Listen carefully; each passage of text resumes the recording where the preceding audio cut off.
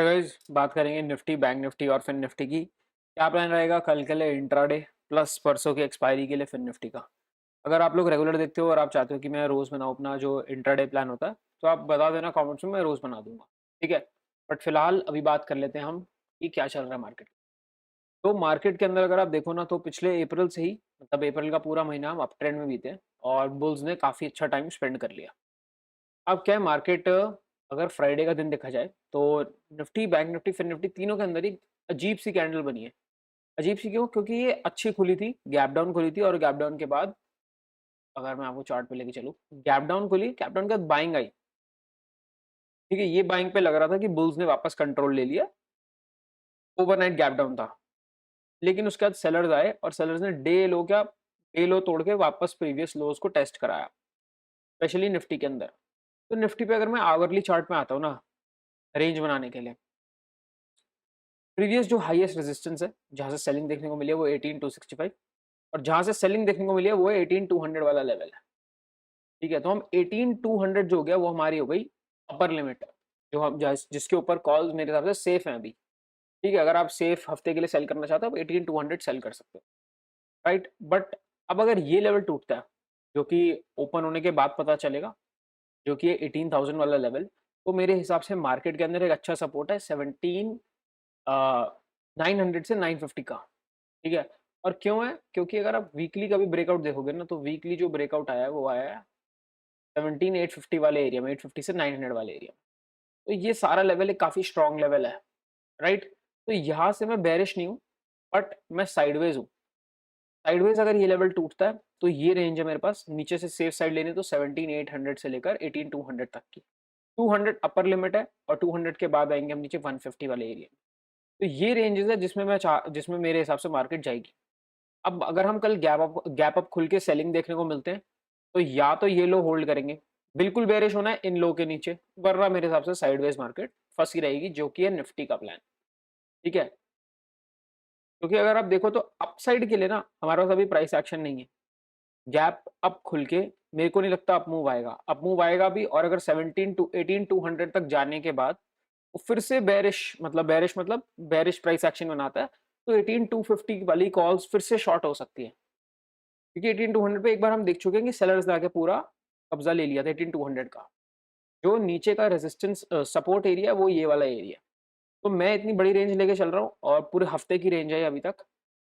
कल देखते हैं क्या कैसे प्राइस एक्शन बनता है। मेरा व्यू करंटली, अगर हम मोटा मोटी देखें, तो मेरा व्यू साइडवेज टू बेरिश है, लेकिन बेरिश अप टू 17800। मैं ऐसे नहीं कह रहा मार्केट गिरती चली जाएगी। ओवरऑल ट्रेंड मार्केट का अभी भी अप ट्रेंड ही है। ठीक है, बड़े टाइम फ्रेम में। तो बड़े टाइम फ्रेम से हमें अलग नहीं होना, हमें इंट्राडे में आके उसका ट्रेंड ढूंढना है। तो देखते हैं कि क्या बनता है मंडे को, उस हिसाब से ट्रेड लेंगे। But ultimate view is sideways to slightly bearish. वहीं पे आते हैं हम बैंक निफ्टी में। और बैंक निफ्टी में अगर आप मेरे को टेलीग्राम पे फॉलो करते हो, तो देखो मैंने सुबह 11:30 11:40 के आसपास पूरे हफ्ते की स्प्रेड दी थी एक। ठीक है, 43,800 की कॉल, जो कि देखो अब जीरो हो चुकी है। इसके ऊपर की कॉल थी, आप आराम से बेच सकते थे, और वो ऑलमोस्ट मैक्स प्रॉफिट दे दिया उसने। उसको फ्राइडे को ही बुक करना पड़ गया क्योंकि इतना बड़ा ब्रेक डाउन आ गया। तो कुछ ऐसा व्यू है मेरा बैंक निफ्टी के अंदर। बैंक निफ्टी के अंदर क्या है ना, 43,000 वाला जो लेवल है, मेरे हिसाब से ये एज अ रेजिस्टेंस एक्ट करेगा पूरे हफ्ते के लिए। बट क्या है, गैप अप खुल के हम फिर से 43,000 के आसपास जाते हैं, तो मेरे हिसाब से फिर से शॉर्ट की अपॉर्चुनिटी बन सकती है अराउंड 42,500 से लेकर 43,000 वाली 500 की रेंज में आप रहे हुए। तो सेफ साइड क्या है, कॉल बेचना ऊपर की साइड। क्योंकि डाउन साइड में हमने ये तक देखा फ्राइडे को कि डाउन साइड के अंदर आईवी स्पाइक हो रही थी। क्योंकि अगर आप आईवी का चार्ट देखोगे, तो आईवीज आर एट, चलो मैं आपको आईवी का चार्ट बाद में दिखाता हूँ, फिर निफ्टी डिस्कस करने के बाद।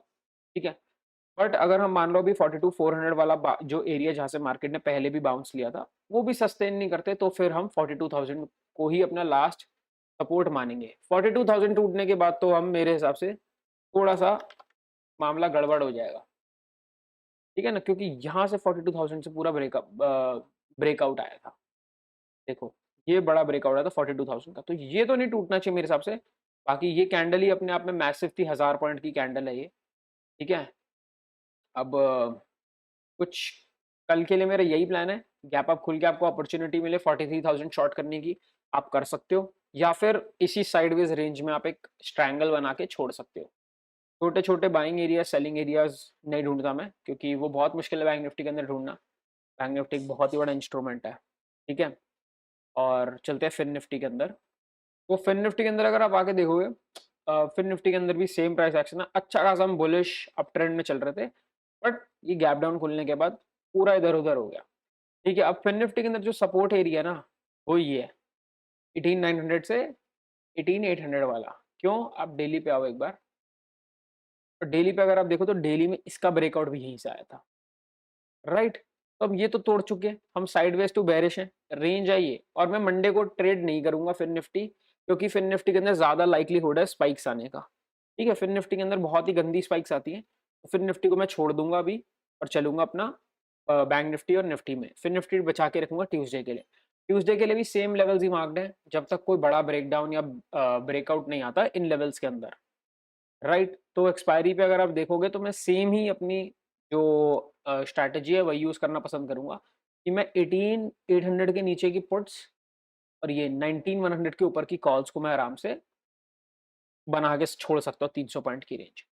तो अब कल देखना पड़ेगा प्रीमियम किस हिसाब से खुलता है, आईवी स्पाइक के साथ खुलेगा, आईवी क्रैश के साथ खुलेगा, उस हिसाब से मेरे को ट्रेड लेना पड़ेगा आगे, ठीक है।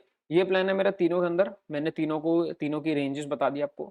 क्लियर बाय या सेल पॉइंट, मैं स्कैल्पिंग नहीं करता, मैं लंबे टाइम फ्रेम के ट्रेंड के साथ रहना पसंद करता हूँ इंट्राडे में भी, ठीक है। Thank you.